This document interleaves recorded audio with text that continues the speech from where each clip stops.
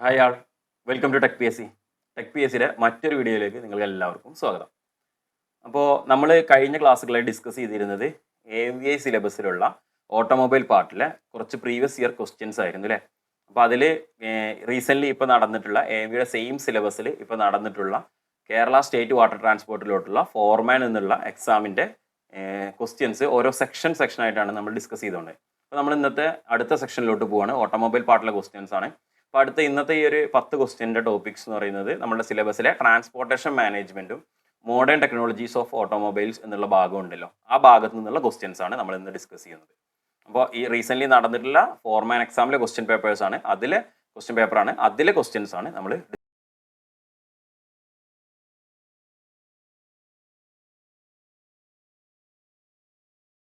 Discuss ചെയ്യുന്നത്. So നമുക്ക് ഓരോ ക്വസ്റ്റ്യൻസ് ആയിട്ട് നോക്കാം. അപ്പോൾ ഫസ്റ്റ് ക്വസ്റ്റ്യൻ എന്ന് പറയുന്നത് മോട്ടോർ വെഹിക്കിൾ ആക്റ്റുമായി ബന്ധപ്പെട്ടുള്ള ഒരു ക്വസ്റ്റ്യൻ അല്ലേ. അതായത് നമുക്ക് ട്രാൻസ്പോർട്ടേഷൻ മാനേജ്മെന്റ് എന്നുള്ള ഭാഗത്ത് ഫസ്റ്റ് വരുന്ന കാര്യമാണ് മോട്ടോർ വെഹിക്കിൾ ആക്ട് എന്ന് പറയുന്നത്. So under motor vehicle act 1988 the term transport vehicle refers to. Motor vehicle ആക്ടിലെ ട്രാൻസ്പോർട്ട് വെഹിക്കിൾ എന്ന് പറയുന്നത് എന്തിനാണ് റെഫർ ചെയ്യുന്നതാണ്? Any vehicle used for personal travel, a public service vehicle, goods carriage, educational institution bus or private service vehicle. Only buses owned by the government. Option D പറയുന്നത് any vehicle driven for commercial purpose only. അപ്പോൾ എന്താണ് വന്നിട്ടുള്ളത്? അതായത് ഈ ഒരു transport vehicle എന്ന് പറഞ്ഞാൽ motor vehicle ആക്ടിലെ നമ്മൾ ടേമാണ്. ഡെഫിനിഷൻസ് എന്ന് പറഞ്ഞ ഭാഗമാണ് മോട്ടോർ വെഹിക്കിൾ ആക്ടിലെ ഫസ്റ്റ് നമുക്ക് ആക്ടിലെ രണ്ടാമത്തെ സെക്ഷനിൽ ഡെഫിനിഷൻസ് എന്ന് പറഞ്ഞ ഭാഗം വരുന്നുണ്ട്. അതായത് ഈ ഒരു മോട്ടോർ വെഹിക്കിൾ ആക്ടിലെ പറയുന്ന കുറേ അധികം ടേംസിൻ്റെ ഡെഫിനിഷൻസ്. അപ്പോൾ അതിൽ ട്രാൻസ്പോർട്ട് വെഹിക്കിൾ എന്ന് പറഞ്ഞിട്ടുണ്ട്. അപ്പോൾ എന്താണ് ട്രാൻസ്പോർട്ട് വെഹിക്കിൾ എന്നാണ് ചോദിച്ചില്ലേ. അപ്പോൾ ഇതിൽ എന്താണ് ട്രാൻസ്പോർട്ട് വെഹിക്കിൾ എന്ന് പറയുന്നത്? പേഴ്സണൽ യൂസിന് വേണ്ടി ഉപയോഗിക്കുന്ന ഒരു വാഹനത്തെയാണോ ട്രാൻസ്പോർട്ട് വെഹിക്കിൾ എന്ന് പറയുന്നത്? അല്ലെങ്കിൽ ഗവൺമെൻറ് ഓൺ ചെയ്യുന്ന ബസ്സിനെയാണോ ട്രാൻസ്പോർട്ട് വെഹിക്കിൾ എന്ന് പറയുന്നത്? അല്ലെങ്കിൽ കൊമേഴ്ഷ്യൽ പർപ്പസിന് വേണ്ടി ഉപയോഗിക്കുന്ന എല്ലാ വാഹനങ്ങളെയും പറയുന്ന പേരാണോ ട്രാൻസ്പോർട്ട് വെഹിക്കിൾ? അല്ലെങ്കിൽ ഒരു പബ്ലിക് സർവീസ് വെഹിക്കിൾ, ഒരു goods carriage, education institution bus, അല്ലെങ്കിൽ പ്രൈവറ്റ് സർവീസ് വെഹിക്കിൾ, ഇതെല്ലാം തന്നെ ഉൾപ്പെടുന്നതിനാണോ നമ്മൾ എന്ത് പറയുന്നത്? ട്രാൻസ്പോർട്ട് വെഹിക്കിൾ എന്ന് പറയുന്നത്. എന്താണ് ട്രാൻസ്പോർട്ട് വെഹിക്കിൾ എന്ന് പറയുന്നത്? ഇൻ മോട്ടോർ വെഹിക്കിൾ ആക്ടിൽ പറയുന്നത് transport vehicle those used for carrying passengers or goods for higher or reward including buses, goods vehicles and institutional transport. നമ്മൾ പാസഞ്ചേഴ്സിനെയോ ചരക്കുകളെയോ അല്ലെങ്കിൽ ഒരു സ്പെഷ്യൽ പർപ്പസിന് വേണ്ടിയിട്ട് ഉപയോഗിക്കുന്ന ഒരു ഇൻസ്റ്റിറ്റ്യൂഷനിലോ ഉപയോഗിക്കുന്ന ഹയർ ഓർ റിവാർഡ്, നമുക്കൊരു പ്രതിഫലത്തിന് വേണ്ടിയിട്ട് അല്ലെങ്കിൽ ഒരു കൂലിക്ക് വേണ്ടിയിട്ട് നമ്മൾ പാസഞ്ചേഴ്സിനെ ക്യാരി ചെയ്യുക, ചരക്കുകളെ ക്യാരി ചെയ്യുക, അതിനൊക്കെ വേണ്ടി ഉപയോഗിക്കുന്ന വാഹനങ്ങൾ എല്ലാത്തിനും നമ്മൾ ഒന്നിച്ച് പറയുന്ന പേരാണ് എന്ത് പറയുന്നത്? ട്രാൻസ്പോർട്ട് വെഹിക്കിൾ എന്ന് പറയുന്നത്. സോ ഓപ്ഷൻ ബി ആയിരിക്കും ആൻസർ വരിക. A public service vehicle, goods carriage, education institution bus or private service vehicle അല്ലേ. അപ്പോൾ ഓപ്ഷൻ ബി ആണ് ഇതിൻ്റെ കറക്റ്റ് ആയിട്ട് ആൻസർ വരിക. അപ്പോൾ ട്രാൻസ്പോർട്ട് വെഹിക്കിൾ എന്താണെന്നുള്ളത് കറക്റ്റായിട്ട് മനസ്സിലായിട്ടുണ്ടാവും എന്ന് വിചാരിക്കുന്നു. നെക്സ്റ്റ് ക്വസ്റ്റിലോട്ട് പോവാം. അടുത്തത് നമുക്ക് റോഡ് ജോമെട്രിയുമായി ബന്ധപ്പെട്ട ഒരു ക്വസ്റ്റ്യൻ കേട്ടോ. നമ്മൾ റോഡുമായി ബന്ധപ്പെട്ടുള്ള റോഡ് ജോമെട്രിയുമായി ബന്ധപ്പെട്ട ഒരു ക്വസ്റ്റ്യൻ ആണ്. The main purpose of providing super elevation on horizontal curve is. The main purpose for providing super elevation on horizontal curves: increase road width, improve appearance, counteract centrifugal force, അതേപോലെ തന്നെ prevent water stagnation. അപ്പോൾ നമ്മൾ ഈ ഒരു റോഡിലെ കെർവുകളിലൊക്കെ ഒരു super elevation കൊടുക്കാറുണ്ട് അല്ലെ. കേഴ്സിലൊക്കെ ആ എലിവേഷൻ കൊടുക്കാറുണ്ട്. ആ സൂപ്പർ എലിവേഷൻ എന്തിനു വേണ്ടിയാണ് കൊടുക്കുന്നത്? സോ ഇതാണ് ഈ സൂപ്പർ എലിവേഷൻ എന്ന് പറയുന്നത്. നിങ്ങൾക്ക് ഫിഗറിലൂടെ കറക്റ്റായിട്ട് കാണാൻ പറ്റും. നമ്മൾ ഈ റോഡിന്റെ ജോമെട്രി പഠിക്കുന്ന സമയത്താണ്. സോ കർവ് കളയുന്ന സമയത്ത് ഇവിടെ ഈ ഒരു ഭാഗത്തോട്ട് ചെരിവ് നിങ്ങൾക്ക് എല്ലാവർക്കും ഫീൽ ചെയ്തിട്ടുണ്ടോ വാഹനം ഓടിക്കുന്ന സമയത്ത്? അപ്പോൾ എന്താണ് നമ്മൾ ബാങ്കിങ് ഓഫ് കർവ്സ് എന്നും പറയാറുണ്ട് അതിന് അല്ലേ. Super elevation is the banking of the road surface on curves to counter react centrifugal force acting on vehicles, improving stability and safety. വാഹനത്തിന്റെ സ്റ്റെബിലിറ്റിയും സേഫ്റ്റിയും വർദ്ധിപ്പിക്കാൻ വേണ്ടിയിട്ട് ഈ ഒരു വാഹനം വളവ് തിരിയുമ്പോൾ അനുഭവപ്പെടുന്ന സെൻട്രിഫ്യൂഗൽ ഫോഴ്സിന്റെ ഒരു കൗണ്ടർ റിയാക്ട് ചെയ്യാൻ വേണ്ടിയിട്ട് അല്ലേ, അതിന്റെ ഓപ്പോസിറ്റ് ഫോഴ്സ് കൊടുക്കാൻ വേണ്ടിയിട്ട്, ഓപ്പോസിറ്റ് സൈഡിലോട്ട് ഒരു ഫോഴ്സ് കൊടുക്കാൻ വേണ്ടിയിട്ടാണ് നമ്മൾ എന്ത് ചെയ്യുന്നത്? ഈ ഒരു റോഡുകളിൽ റോഡിലെ കർവുകളിൽ ബാങ്കിങ് ചെയ്യുന്നത്. സോ അതാണ് സൂപ്പർ എലിവേഷൻ എന്ന് പറയുന്നത് അല്ലേ. So counter react centrifugal force, option C ആയിരിക്കും ഇതിന്റെ കറക്റ്റ് ആയിട്ട് ആൻസർ കേട്ടോ. ഈ വെള്ളം ഒരു സൈഡിലോട്ട് പോകുന്നതും അതൊക്കെ ഇതിന്റെ കൂടെ വരുന്ന കാര്യങ്ങൾ തന്നെയാണ്. റോഡിൽ നിന്ന് വാഹനത്തിനുള്ള കൺട്രോൾ കൂടുന്നതൊക്കെ അതിന്റെ ഓപ്ഷൻസിൽ വരാൻ പറ്റുന്ന കാര്യങ്ങൾ തന്നെയാണ്. പക്ഷെ ഏറ്റവും കറക്റ്റ് ആയിട്ടുള്ള ആൻസർ എന്ന് പറയുന്നത്, പ്രോപ്പർ ആയിട്ടുള്ളതെന്ന് പറയുന്നത് കൗണ്ടർ റിയാക്ട് സെൻട്രിഫ്യൂഗൽ ഫോഴ്സ് ആണ് പറയാം കേട്ടോ. അപ്പോൾ ഓപ്ഷൻ സി ആണ് അതിന്റെ കറക്റ്റ് ആൻസർ ആയിട്ട് വരിക. നെക്സ്റ്റ് മൂന്നാമത്തെ ക്വസ്റ്റ്യൻ നോക്കാം. മൂന്നാമത്തെ ക്വസ്റ്റ്യൻ എന്ന് പറയുന്നത് നമ്മുടെ എമിഷനുമായി ബന്ധപ്പെട്ടുള്ള ഒരു ക്വസ്റ്റ്യൻ ആണ് കേട്ടോ. Which of the following reduces crankcase emission. Which of the following reduces crankcase emission. Crankcase എമിഷന് റെഡ്യൂസ് ചെയ്യുന്നത് താഴെ പറയുന്നതിൽ ഏതാണ്? EGR ആണോ, PCV ആണോ, കാറ്റലിറ്റിക് കൺവേർട്ടർ ആണോ, എയർ ഫിൽട്ടർ ആണോ എന്നാണ് ചോദിച്ചിട്ടുള്ളത് അല്ലേ. ഏതാണ് ക്രാങ്കേസിന്റെ എമിഷൻ? ക്രാങ്കേസ് എമിഷൻ നമുക്കെന്ന് പറയുന്നത് PCV ആണ് അല്ലെ, പോസിറ്റീവ് ക്രാങ്കേസ് വെന്റിലേഷൻ. PCV എന്ന് പറഞ്ഞു കഴിഞ്ഞാൽ ഇത് പോസിറ്റീവ് ക്രാങ്കേസ് വെന്റിലേഷൻ. നമ്മൾ ക്രാങ്കേസ് വെന്റിലേഷന്റെ 2 ടൈപ്പ് നമ്മൾ പഠിക്കുന്നുണ്ട്. റോൾ ഡ്രാഫ്റ്റ് സിസ്റ്റം പഠിക്കുന്നുണ്ട്, അതേപോലെ തന്നെ പോസിറ്റീവ് ക്രാങ്കേസ് വെന്റിലേഷൻ സിസ്റ്റം പഠിക്കുന്നുണ്ട്. എന്തിനാണ് നമ്മൾ ഈ PCV കൊടുക്കുന്നത്? PCV കൊടുക്കുന്നത് നമ്മൾ കമ്പസ്റ്റ് നടക്കുന്ന സമയത്ത് ഈ കമ്പസ്റ്റിന്റെ ഗ്യാസസ് ഹൈ പ്രഷറിൽ ഹൈ ടെമ്പറേച്ചറിലെ ഗ്യാസസ് സിലിണ്ടർ വാളിന്റെ ഇടയിലൂടെ അല്ലെങ്കിൽ സിലിണ്ടറിന്റെയും പിസ്റ്റന്റെയും ഇടയിലൂടെ അല്ലെ, പിസ്റ്റൺ റിങ്സിന്റെ ഒക്കെ ചെറിയ ഗ്യാപ്പിലൂടെ എന്ത് ചെയ്യുന്നു? നേരെ ക്രാങ്കേസിലോട്ട് ലീക്ക് ഔട്ട് ആവുന്നു. ക്രാങ്കേസിലോട്ട് ലീക്ക് ഔട്ട് ആയി കഴിഞ്ഞാൽ അടിയിൽ ഓയിലാണുള്ളത്, ലൂബ്രിക്കേറ്റിംഗ് ഓയിലാണുള്ളത്. ഈ ലൂബ്രിക്കേറ്റ് ഓയിലോട്ട് സ്ലഡ്ജ് ഫോം ചെയ്യാനും അല്ലെങ്കിൽ ഇതേപോലെ തന്നെ ഈ ക്രാങ്ക് കേസിൽ പ്രഷർ ബിൽഡപ്പ് ചെയ്യാനും ഒക്കെ സാധ്യത ഉണ്ട്. സോ അതൊക്കെ റെഡ്യൂസ് ചെയ്യണം എന്നുണ്ടെന്നുണ്ടെങ്കിൽ നമുക്ക് ഇതിൻ്റെ ഉള്ളിൽ നിന്ന് ഈ വരുന്ന ഈ ബ്ലോബൈ ഇങ്ങനെ ലീക്ക് ഔട്ട് ആവുന്ന ഗ്യാസിന് പറയുന്ന പേരാണ് ബ്ലോബൈ എന്ന് പറയുന്നത്.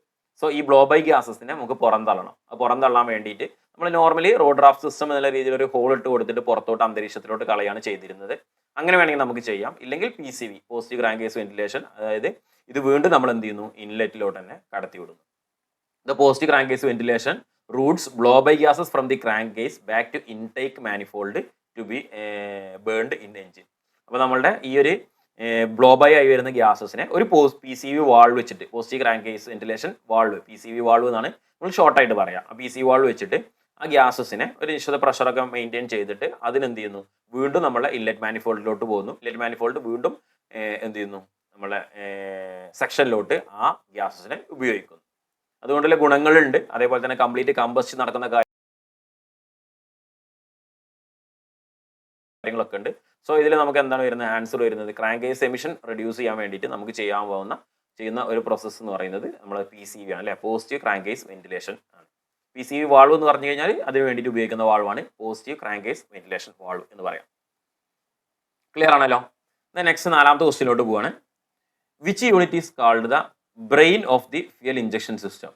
Brain of the fuel injection system. Fuel injection സിസ്റ്റത്തിന്റെ ബ്രെയിൻ എന്ന് പറയപ്പെടുന്ന ഭാഗം fuel injector, throttle body, engine control module, അതേപോലെ തന്നെ ഫ്യൂൽ ടാങ്ക്. ഇതിൽ ഫ്യൂൽ ഇഞ്ചക്ഷൻ സിസ്റ്റത്തിന്റെ ബ്രെയിൻ എന്താണെന്നാണ് ചോദിച്ചത് അല്ലേ. ഡയറക്റ്റ് നമുക്ക് ഈസി ആയിട്ട് ആൻസർ ചെയ്യാൻ പറ്റും. ബാക്കി 3 ഓപ്ഷൻസും അതുമായി ഒരു ബന്ധമില്ലാത്ത സാധനങ്ങളാണ്. ബന്ധമില്ലാത്തതെന്ന് പറഞ്ഞാൽ ഒരിക്കലും വരാത്ത സംഭവങ്ങളാണ് അല്ലേ. ECM ആണ് വരുന്നത്. ECM process signals from various sensors and controls fuel injection timing, ignition timing and other functions. ECM ആണ് നമ്മൾ എന്ത് ചെയ്യുന്നത്? ഇതിന്റെ എല്ലാ സെൻസറുകളിൽ നിന്നുള്ള സിഗ്നൽസ് ഇൻപുട്ടായിട്ട് എടുത്തിട്ട് നമുക്ക് വേണ്ട രീതിയിലോട്ട് ആക്ച്വേറ്റേഴ്സിന് വർക്ക് ചെയ്യുന്ന പോലെ വേണ്ട രീതിയിലോട്ട് പവർ കൊടുക്കുന്നതും അതിലൊക്കെ ആവശ്യമായിട്ടുള്ള വോൾട്ടേജ് കറണ്ടൊക്കെ ഡിഫറെൻ്റ് ആയിട്ട് വേരി ചെയ്തൊക്കെ കൊടുക്കണമെന്നുണ്ടെങ്കിൽ അതൊക്കെ ചെയ്യുന്ന ആരാണ്? ECM ആണ്. സോ ഫ്യൂൽ ഇഞ്ചക്ഷൻ്റെ ടൈമിങ്, ഇഗ്നീഷൻ്റെ ടൈമിങ് കാര്യങ്ങളൊക്കെ ECM-ന് കൺട്രോൾ ചെയ്യാൻ പറ്റും. സോ അതിൽ നമ്മളൊരു ബ്രെയിൻ ഫ്യൂൽ ഇഞ്ചക്ഷൻ സിസ്റ്റത്തിന്റെ അല്ലെങ്കിൽ ഒരു ഇതിന്റെ ബ്രെയിൻ എന്നതിൻ്റെ ഇതിൽ തന്നെ പറയാൻ പറ്റുന്ന ഒരു സാധനമാണ് എന്ന് പറയുന്നത് അല്ലേ, ECM എന്ന് പറയുന്നത് അല്ലേ. ECM ആണ് നമ്മുടെ നോർമലായിട്ട് ഇതിന്റെ ഒരു ബ്രെയിൻ എന്ന രീതിയിൽ നമ്മൾ അറിയപ്പെടുന്നത്. നെക്സ്റ്റ് ക്വസ്റ്റ്യനിലോട്ട് നമുക്ക് പോകാം. അടുത്ത question, which sensor informs the ECM about the engine load? താഴെ പറയുന്ന പോലെ ഏത് സെൻസറാണ് എൻജിന്റെ ലോഡിനെ ECM-ലോട്ട് സിഗ്നൽസ് ആയി കൊടുക്കുന്നത്, ഇൻഫോം ചെയ്യുന്നത്? ഓക്സിജൻ സെൻസർ ആണോ, മാപ്പ് സെൻസർ ആണോ, നോക്സ് സെൻസർ ആണോ, അതേപോലെ തന്നെ കൂളൻ ടെമ്പറേച്ചർ സെൻസർ ആണോ, MAP സെൻസർ ആണോ അല്ലേ. അങ്ങനെ ഈ 4 സെൻസർ കൊടുത്തിട്ടുണ്ട്. അപ്പോൾ ഇതിൽ ഓക്സിജൻ സെൻസർ എവിടെ ഉണ്ടായിരിക്കുക നമുക്ക് അറിയണം, എക്സോസ്റ്റിൽ. അതേപോലെ തന്നെ നോക്സ് സെൻസർ എവിടെ ഉണ്ടായിരിക്കുക, കൂളൻ്റ് എക്സോസ്റ്റ് കൂളൻ ടെമ്പറേച്ചർ സെൻസർ എവിടെ ഉണ്ടായിരിക്കുക എന്നുള്ള ഓരോ ടെമ്പറേച്ചറുടെ പൊസിഷനും കൂടി നമുക്ക് അറിയുകയാണെന്നുണ്ടെങ്കിൽ നമുക്ക് കറക്റ്റ് ആയിട്ട് പെട്ടെന്ന് ആൻസർ ചെയ്യാൻ പറ്റും അല്ലേ. ആൻസർ എന്ന് പറയുന്നത് MAP ആണ്, മാനിഫോൾഡ് അബ്സൊല്യൂട്ട് പ്രഷർ സെൻസർ ആണ്. അതേപോലെ തന്നെ MATയും കൂടി ഉണ്ട്, നമുക്ക് ടെമ്പറേച്ചർ മെഷർ ചെയ്യാൻ വേണ്ടിയിട്ട് മാനിഫോൾഡ് അബ്സൊല്യൂട്ട് ടെമ്പറേച്ചർ സെൻസർ ഉണ്ട് അല്ലേ. സോ ഇതിൽ MAP ആണ് ആൻസർ വരിക. Manifold absolute pressure sensor measures intake manifold pressure which indicates the engine load and helps to ECM determine fuel delivery. ഫ്യൂലിന്റെ ഡെലിവറി എത്രത്തോളം നമുക്ക് ഫ്യൂൽ കൊടുക്കണം, എഞ്ചിന്റെ ലോഡ് എഞ്ചിനിൽ നല്ല ലോഡ് ഉണ്ടോ, അത് കുറഞ്ഞ ലോഡാണോ എന്നുള്ള മനസ്സിലാക്കാൻ വേണ്ടിയിട്ട് manifold absolute pressure MAP sensor ആണ് അത് എന്ത് ചെയ്യുന്നത്, ECM-ലോട്ട് ഇൻഫോം ചെയ്യുന്നത്. സോ ആൻസർ വരുന്നത് MAP സെൻസർ അല്ലെ. 5th ക്വസ്റ്റ്യന് MAP സെൻസർ ആണ് നമുക്ക് ആൻസർ വരിക. ഓക്കെ, കറക്റ്റ് ആണല്ലോ. നെക്സ്റ്റ് 6th ക്വസ്റ്റ്യനിലോട്ട് പോവാണ്. 6ാമത്തെ ക്വസ്റ്റ്യനിലോട്ട് പോവാണ്. In an air bag system which sensor detects sudden deceleration during A crash? Air bag സിസ്റ്റത്തിൽ ഏത് സെൻസറാണ് അല്ലേ, ഏത് സെൻസർ ഡിറ്റക്ട് ചെയ്തിട്ടാണ് സഡൻ ഡീസലറേഷൻ ഡ്യൂറിങ് ക്രാഷ്. ഒരു ക്രാഷ് നടക്കുന്ന സമയത്ത് പെട്ടെന്ന്, അതായത് ഡീസലറേഷൻ എന്ന് പറഞ്ഞാൽ അവിടെ ഇടി വന്നല്ലോ, ഒരു ഒന്ന് ഓയിക്കൊണ്ടിരിക്കുന്നതിനെ മൂവ് ചെയ്തുകൊണ്ടിരിക്കുന്നതിന് പെട്ടെന്ന് ഇടി വരുന്ന സമയത്ത് വാഹനം പെട്ടെന്ന് ഡീസലറേറ്റ് ചെയ്യാൻ സ്പീഡ് കുറയാണ്. അപ്പോൾ അത് ഏത് സെൻസറാണ് എന്ത് ചെയ്യുന്നത്, എയർ ബാഗ് ഓപ്പൺ ആകാൻ വേണ്ടിയിട്ട്, ഇടി കഴിഞ്ഞാൽ എയർ ബാഗ് ഓപ്പൺ ആകണം, എയർ ബാഗ് ഓപ്പൺ ആകാൻ വേണ്ടിയിട്ട് ഡിറ്റക്ട് ചെയ്യുന്നത് കേട്ടോ. ഓക്സിജൻ സെൻസർ ആണോ, നോക്ക് സെൻസർ ആണോ, ഇമ്പാക്ട് ഓർ ക്രാഷ് സെൻസർ ആണോ, MAP സെൻസർ ആണോ? അല്ലേ, ആൻസർ ഡയറക്റ്റ് ക്വസ്റ്റ്യൻ ആണ്. നമുക്ക് എല്ലാത്തിൻ്റെയും ഒരു ബേസിക് കൺസെപ്റ്റ്, മോഡേൺ ടെക്നോളജീസിന്റെ ഒരു ബേസിക് കൺസെപ്റ്റ് നമുക്ക് അറിയും എന്നുണ്ടെങ്കിൽ നമുക്ക് ആൻസർ ചെയ്യാൻ പറ്റുന്ന ക്വസ്റ്റ്യൻസ് തന്നെ ഉള്ളൂ. സോ ഇതിലേതാ വരിക അല്ലേ, ഓപ്ഷൻ C ആണ് നമുക്ക് വരിക. ഇമ്പാക്ട് സെൻസർ ആണ് നമുക്ക് ആൻസർ ചെയ്യാം അല്ലേ. ദ ക്രാഷ് സെൻസർ അല്ലെങ്കിൽ പറയാം impact sensor detects a rapid deceleration caused by the collisions and send the signals deploy to airbag. അപ്പോൾ നമുക്ക് ഇവിടെ ഒരു ക്രാഷ് സെൻസർ ഉണ്ടാവും ഫ്രണ്ടിൽ. ഇതിലോട്ട് പെട്ടെന്നൊരു ഇടി വരുന്ന സമയത്ത് അവിടെ എല്ലാ ഫോഴ്സും കാരണം അതേമാതിരി ആ സെൻസർ ഡിറ്റക്ട് ചെയ്യുന്നു, ഡീസലറേഷൻ ഡിറ്റക്ട് ചെയ്യുന്നു. സോ ക്രാഷ് സെൻസർ ഇവിടുന്ന് എന്ത് ചെയ്യുന്നു, ഒരു സിഗ്നൽ കൊടുക്കുന്നു എയർ ബാഗിലോട്ട് ഇൻഫ്ലാറ്ററിലോട്ട്, അത് ഇൻഫ്ലാറ്റ് ചെയ്യാൻ വേണ്ടിയിട്ട്. സോ അപ്പം തന്നെ ഇത് പൊട്ടിയിട്ട് എന്ത് ചെയ്യുന്നു, എയർ ബാഗ് ഇൻഫ്ലാറ്റ് ചെയ്തിട്ട് പെട്ടെന്ന് നമ്മളുടെ ഫേസിലോട്ട് അല്ലെങ്കിൽ ചെസ്റ്റിലോട്ട് വരുന്ന ഇമ്പാക്റ്റിനെ റെസിസ്റ്റ് ചെയ്യുന്നു അല്ലേ. സോ ഇതൊരു വലുതായിട്ടുള്ള എയർ ബാഗും കാര്യങ്ങളാണ്. നമുക്ക് ആൻസർ വരിക ഇമ്പാക്റ്റ് അല്ലെങ്കിൽ ക്രാഷ് സെൻസർ. ഇമ്പാക്റ്റ് അല്ലെങ്കിൽ ക്രാഷ് സെൻസർ ആണ് നമുക്ക് ഇവിടെ ആൻസർ വരിക. ക്ലിയർ ആണല്ലോ, സിമ്പിൾ ക്വസ്റ്റ്യൻ ആണ്, ഡയറക്റ്റ് ക്വസ്റ്റ്യൻ ആണ്. നെക്സ്റ്റ് ക്വസ്റ്റ്യന്, ഏഴാമത്തെ ക്വസ്റ്റ്യൻ നോക്കാം. Which type of hybrid vehicle uses both engine and motor at the same time to drive wheels? അപ്പോൾ നമ്മൾ ഹൈബ്രിഡ് വെഹിക്കിൾസിനെ കുറിച്ച് പഠിക്കുന്നുണ്ട് അല്ലേ. എന്താണ് ഹൈബ്രിഡ് വെഹിക്കിൾസ്? നമുക്കൊരു ഡുവൽ ഫ്യൂൽ ഉപയോഗിക്കാൻ പറ്റുന്ന അല്ലെങ്കിൽ ഡുവൽ എനർജി സോഴ്സ് വരുന്നതില്ലേ, അതിനാണ് നമ്മൾ നോർമലി ഹൈബ്രിഡ് വെഹിക്കിൾ എന്ന് പറയുന്നത്. നമുക്ക് എന്തെങ്കിൽ എന്താകാം, പെട്രോളും അതേപോലെ തന്നെ ഇലക്ട്രിക്കും ആകാം, അല്ലെങ്കിൽ വേറെ എന്തെങ്കിലും രണ്ട് ഇതാകാം, CNG അല്ലെങ്കിൽ ഇലക്ട്രിക് ആകാം അല്ലെ. അങ്ങനെ രണ്ട് സോഴ്സ് ഉപയോഗിക്കാം. ഇനിയിപ്പോൾ ഒരു എന്താ പറയുക, ഒരു ഇലക്ട്രിക് സോഴ്സും അതോടൊപ്പം തന്നെ വേറെ എന്തെങ്കിലും ഒരു സോഴ്സും ആകാം അല്ലെ. അങ്ങനെയാണെന്നുണ്ടെങ്കിൽ നമുക്ക് അതിനെ ഹൈബ്രിഡ് വെഹിക്കിൾ എന്ന് പറയുന്നു. സോ ഹൈബ്രിഡ് വെഹിക്കിളിനെ നമ്മൾ പല ടൈപ്പ് ഹൈബ്രിഡ് നമ്മൾ പഠിക്കുന്നുണ്ട്. Series, parallel, plug in hybrid, mild hybrid എന്നൊക്കെ പറയുന്നത്. നമ്മൾ ഇലക്ട്രിക്കൽ വാഹനങ്ങളിലും കുറേ അധികം ഇലക്ട്രിക്കൽ വാഹനങ്ങളുടെ ടൈപ്സ് പഠിക്കുന്നുണ്ട്. സോ ഇതിൽ ഏത് ടൈപ്പ് ഹൈബ്രിഡ് വെഹിക്കിളാണ്, ഹൈബ്രിഡ് വെഹിക്കിളാണ് ബോത്ത് എൻജിൻ ആൻഡ് മോട്ടോർ, അത് നമ്മൾ IC എഞ്ചിനിൽ നിന്നും പവർ ലഭിക്കുന്നുണ്ട് വീലിലോട്ട്, അതേപോലെ തന്നെ മോട്ടോറിൽ നിന്നും പവർ ലഭിക്കുന്നു at the same time to drive വീൽസിനെ സെയിം ടൈം വീൽസ് ഡ്രൈവ് ചെയ്യാൻ വേണ്ടിയിട്ട് എഞ്ചിനിൽ നിന്നും അതേപോലെ മോട്ടറിൽ നിന്നും പവർ ലഭിക്കുന്നത് ഏത് ടൈപ്പ് ഹൈബ്രിഡ് വെഹിക്കിൾ സിസ്റ്റത്തിലാണ്, ഹൈബ്രിഡ് വെഹിക്കിളിന്റെ ഏത് ലേഔട്ടിലാണ് എന്നുള്ളതാണ് ചോദിക്കുന്നത് അല്ലേ. സീരീസ് ആണോ, പാരലൽ ആണോ, പ്ലഗ് ഇൻ ഹൈബ്രിഡ് ആണോ, മൈൽഡ് ഹൈബ്രിഡ് ആണോ? സീരീസ് ഹൈബ്രിഡ് ആണോ, പാരലൽ ഹൈബ്രിഡ് ആണോ? അപ്പോൾ നമ്മൾ ശരിക്കും സീരീസ് എന്താണ്, പാരലൽ എന്താണ്, ഇതിൽ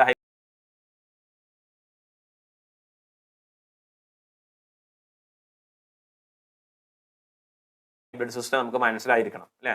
അപ്പോൾ ഇത് ജസ്റ്റ് ഒരു പാരലൽ ഹൈബ്രിഡ് സിസ്റ്റത്തിന്റെ ഒരു ലേ ഔട്ടാണ് കൊടുത്തിട്ടുള്ളത്. ഒരു സിമ്പിൾ ലേ ഔട്ടാണ് പാരലൽ ഹൈബ്രിഡ് സിസ്റ്റം കൊടുത്തിട്ടുള്ളത്. ഇവിടെ നമുക്ക് ഫ്യൂൽ ടാങ്ക് ഉണ്ട്, ഫ്യൂൽ ടാങ്കിന്റെ ഇവിടെ നമുക്ക് എഞ്ചിൻ ഉണ്ട്, എഞ്ചിൻ വർക്ക് ചെയ്യാൻ വേണ്ടി നമ്മുടെ കൺവെൻഷണൽ IC എഞ്ചിൻ എന്ന് വേണമെങ്കിൽ നമുക്ക് പറയാം. ഇവിടെ നമുക്കൊരു എനർജി സ്റ്റോറേജ് സിസ്റ്റം എന്ന് പറയുന്നത് നമ്മളുടെ ഒരു ബാറ്ററി ഉണ്ട്. ആ ബാറ്ററിയിൽ നിന്ന് നമുക്ക് എന്ത് ചെയ്യുന്നുണ്ട്, ഒരു പവർ കൺവേർട്ടർ വഴി ഒരു മോട്ടറിലോട്ട് കൊടുത്തിട്ടുണ്ട്. സോ നമുക്ക് ഇവിടെ രണ്ട് പവർ സോഴ്സ് അല്ലത്, ഇവിടെ IC എഞ്ചിന്റെ പവർ സോഴ്സ് ഉണ്ട്, മോട്ടറിന്റെ പവർ സോഴ്സ് ഉണ്ട്. ഇത് രണ്ട് പാരലലി എന്ത് ചെയ്യുന്നുണ്ട്, ഒരു കപ്ലിങ്ങിലോട്ട്, ഒരു മെക്കാനിക്കൽ കപ്ലിംഗ് കൊടുത്തിട്ട് അതിൽ നിന്നാണ് വീലിലോട്ട് ഡ്രൈവ് ലഭിക്കുന്നത്. ഇതാണ് നമ്മളുടെ ഒരു പാരലൽ സിസ്റ്റം എന്ന് പറയുന്നത്. സീരീസ് ആകുമ്പോൾ എന്തായിരിക്കും ഉണ്ടാകുക, ഈ IC എഞ്ചിന് ഈ മോട്ടറിനെ കറക്കി മോട്ടറിൽ നിന്നായിരിക്കും എന്തുണ്ടായിരിക്കുക, പവർ കൊടുക്കുന്നുണ്ടാകുക. In hybrid parallel hybrid system both internal combustion engine and electric motor can simultaneously supply power to the wheels. ഒരേ സമയത്ത് തന്നെ എന്ത് ചെയ്യും, അതിലോട്ട് വീലിലോട്ട് പവർ കൊടുക്കും. അപ്പോൾ ഇതിലെ ആൻസർ എന്ന് പറയുന്നത് പാരലൽ ഹൈബ്രിഡ് അല്ലേ, ഓപ്ഷൻ B പാരലൽ ഹൈബ്രിഡ് ആയിരിക്കും നമുക്ക് ഇതിന്റെ ആൻസർ വരുന്നത്. നെക്സ്റ്റ് ക്വസ്റ്റ്യനിലോട്ട് പോവാം. എട്ടാമത്തെ ക്വസ്റ്റ്യൻ നോക്കാം. Which part of the ABS prevents pressure locking by releasing brake fluid during sudden braking? നമ്മൾ ABSുമായി ബന്ധപ്പെട്ടുള്ള ഒരു ക്വസ്റ്റ്യൻ അല്ലേ. അല്ലെങ്കിൽ which part of the ABS prevents, ABSന്റെ ലേ ഔട്ട് നമുക്ക് അറിഞ്ഞിരിക്കണം, അതിലെ ഏത് പാർട്ടാണെന്നാണ് ചോദിക്കുന്നത് അല്ലേ. Prevents pressure locking by releasing brake fluid during sudden braking. Master cylinder, modulator valve, disc brake, wheel cylinder. ഈ ഒരു ക്വസ്റ്റ്യൻ എന്നൊക്കെ പറഞ്ഞാൽ നമുക്ക് ഈസി ക്വസ്റ്റ്യൻസ് ആണെന്ന് തന്നെ പറയാൻ പറ്റും. കാരണം എന്താ വെച്ച് കഴിഞ്ഞാൽ നമുക്ക് ഇതിൽ ഇനിയിപ്പോൾ ABSനെ കുറിച്ച് ലേ ഔട്ട് അറിയാത്ത ഒരാളെ സംബന്ധിച്ചിടത്തോളം ബാക്കിയുള്ള ബ്രേക്കിന്റെ ലേ ഔട്ട് എല്ലാം അറിയുന്നുണ്ടെങ്കിൽ, ഇപ്പോൾ ഒരു മെക്കാനിക്കൽ ബ്രേക്കിന്റെ സിസ്റ്റം എന്താണെന്ന് അറിയും, ഹൈഡ്രോളിക് ബ്രേക്ക് സിസ്റ്റം എന്താണെന്ന് അറിയും, കൺസ്ട്രക്ഷന്റെ ഭാഗമായിട്ട് മെക്കാനിക് ബ്രേക്കിന്റെ വർക്കിംഗ് അറിയും, എയർ ബ്രേക്ക് എന്താണെന്ന് അറിയുന്ന ഒരാളെ സംബന്ധിച്ചിടത്തോളം ഇതിലെ മാസ്റ്റർ സിലിണ്ടർ എന്താണ്, ഡിസ്ക് ബ്രേക്ക് എന്താണ്, വീൽ സിലിണ്ടർ എന്താണെന്നില്ല കറക്റ്റായിട്ട് അറിയും. പിന്നെ നമുക്ക് ആകെ ഇവിടെ എക്സ്ട്രാ ഒരു ആൻസറേ ഉള്ളൂ, മോഡുലേറ്റർ വാൾവ്. അതും വെച്ചിട്ട് നമുക്ക് ആൻസർ ചെയ്യാൻ പറ്റും. അല്ലാതെ നമുക്കൊരു ABSന്റെ ഒരു ബ്ലോക്ക് ഡയഗ്രാം പഠിച്ച ഒരാൾക്കും കറക്റ്റ് ആയിട്ട് ആൻസർ ചെയ്യാൻ പറ്റും. ഇവിടെ മോഡുലേഷൻ വാൾവ്സ് നിങ്ങൾക്ക് കാണാൻ പറ്റും അല്ലേ. അപ്പോൾ ABS hydraulic modulator controls the brake pressure by releasing and reapplying fluid pressure rapidly to prevent wheel lock. അപ്പോൾ ഇതിൽ നിന്ന് നമുക്ക് ആൻസർ പഠിക്കുന്ന സമയത്ത് ഈ ഒരു മോഡുലേറ്റർ വാൾവ് ആണെന്ന് നമുക്ക് പെട്ടെന്ന് മനസ്സിലാക്കി എടുക്കാൻ പറ്റും. അതിന് പ്രോബ്ലം ഒന്നുമില്ല. പക്ഷെ നമ്മൾ ഈ മോഡുലേറ്റർ വാൾവ് എന്തിനാണെന്ന് ഇതുവരെ അറിയാത്ത ഒരാളുണ്ടെങ്കിൽ ഈ ഒരു ക്വസ്റ്റ്യൻ വെച്ചിട്ടെങ്കിലും നമ്മൾ എന്ത് ചെയ്യണം, ആ മോഡുലേറ്റർ വാൾവ് എന്താണെന്ന് മനസ്സിലാക്കി എടുക്കണം. എന്തിനു വേണ്ടിയിട്ടാണ് modulator valve? To prevent pressure locking by releasing brake fluid during sudden braking. Okay, clear ആയിട്ടുണ്ടാവും എന്ന് വിചാരിക്കുന്നു. നെക്സ്റ്റ് 9th ക്വസ്റ്റിലോട്ട് പോവുകയാണ്. Catalytic converter mainly converts the harmful gases.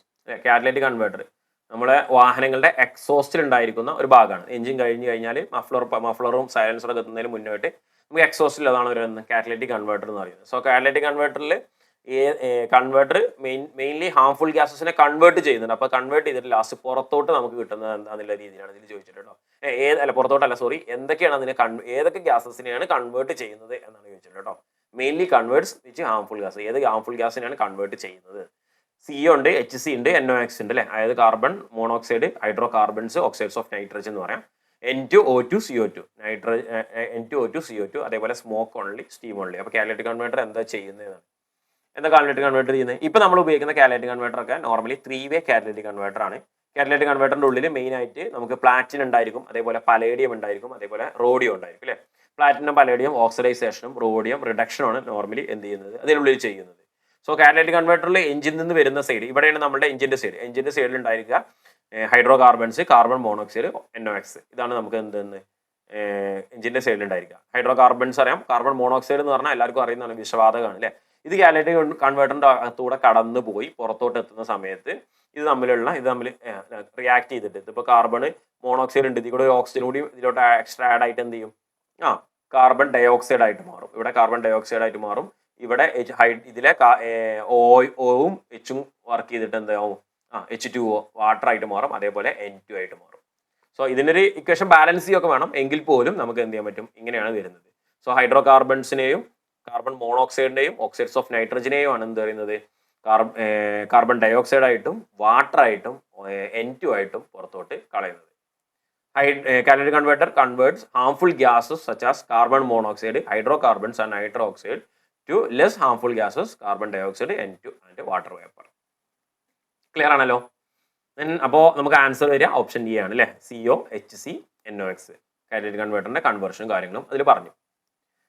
Next ക്വസ്റ്റ്യനിലോട്ട് പോകാം. 10th ക്വസ്റ്റ്യൻ നമ്മൾ ഈ ചെയ്യുന്ന സെറ്റിലെ ഏറ്റവും ലാസ്റ്റ് ക്വസ്റ്റ്യൻ എന്ന് പറയാം. നമ്മളിപ്പോൾ ഡിസ്കസ് ചെയ്തത് സ്റ്റേറ്റ് വാട്ടർ ട്രാൻസ്പോർട്ടിൽ ഫോർമാൻ എന്നുള്ള ഒരു എക്സാമിന്റെ ക്വസ്റ്റ്യൻസിലെ മോഡേൺ ടെക്നോളജീസും അതേപോലെ ട്രാൻസ്പോർട്ടേഷൻ മാനേജ്മെന്റ് എന്ന ഭാഗത്ത് വന്നിട്ടുള്ള ഓട്ടോമൊബൈലിലെ 10 ക്വസ്റ്റ്യൻസ് ആണ്. നമ്മുടെ AMVI എക്സാമിന് വേണ്ടിയിട്ട് പ്രിപ്പയർ ചെയ്യുന്നവർക്ക് ഈ ക്വസ്റ്റ്യൻസ് നല്ല യൂസ്ഫുൾ ആയിരിക്കും. കാരണം AMVIയുടെ സെയിം സിലബസിൽ റീസെന്റ് നമ്മൾ ഈ 2026 നടന്ന ഒരു എക്സാമിന്റെ ക്വസ്റ്റ്യൻ ആണ് ഇപ്പോൾ നമ്മൾ ഡിസ്കസ് ചെയ്തുകൊണ്ടിരിക്കുന്നത്. So which factor has the greatest negative impact on EV driving range? Which factor has the greatest negative impact on EV driving range? EV electrical വാഹനങ്ങളുടെ ഡ്രൈവിംഗ് റേഞ്ചിൽ വരുന്ന ഏറ്റവും നെഗറ്റീവ് ആയിട്ടുള്ള ഇമ്പാക്ട് ഏതാണെന്നാണ് അല്ലേ. മോട്ടോറിന്റെ എഫിഷ്യൻസി ആണോ, റീജനറേറ്റീവ് ബ്രേക്കിംഗ് ആണോ, aerodynamic drag ആണോ, ബാറ്ററി ചാർജർ എഫിഷ്യൻസി ആണോ? EVയുടെ പോസിറ്റീവ്സും EVയുടെ നെഗറ്റീവ്സും ഒക്കെ നമുക്ക് അറിയാം, നമ്മൾ പഠിക്കേണ്ട കാര്യങ്ങളുമാണ്. ഇതിൽ ചോദിച്ചിട്ടുള്ളത് EVയുടെ ഡ്രൈവിംഗ് റേഞ്ചിനെ ബാധിക്കുന്ന കാര്യം ഇതിൽ ഏതാണ് എന്നാണ് ചോദിച്ചിട്ടുള്ളത്. മോട്ടോറിന്റെ എഫിഷ്യൻസി, റീജനറേറ്റീവ് ബ്രേക്ക് ഒന്നും എന്തായാലും EVന്റെ റേഞ്ചിനെ ബാധിക്കൂല, നിങ്ങൾക്ക് എല്ലാവർക്കും അറിയാം. കാരണം റീജനറേറ്റീവ് ബ്രേക്ക് ചെയ്യുമ്പോൾ റേഞ്ച് കൂടുകയാണ് ചെയ്യുക അല്ലേ, പ്രോപ്പറായിട്ട് വർക്ക് ചെയ്യാം. സോ ആൻസർ വരുന്നത് എയറോഡൈനാമിക് ഡ്രാഗ് ആണ്. Aerodynamic drag increases significantly with speed and is one of the largest energy losses of electrical vehicles. അപ്പോൾ എയറോഡൈനാമിക് ഡ്രാഗ് ആണ് നമ്മളുടെ എന്ത് വരുന്നത്, ഇലക്ട്രിക് വാഹനങ്ങളിലെ ഏറ്റവും വലിയ ലോസ് ആയിട്ട് നമുക്ക് എനർജി ലോസ് ആവുന്നതിന് എല്ലാം മെയിൻ ആയിട്ടുള്ള ഒരു ഘടകം എന്ന് പറയുന്നത് കേട്ടോ.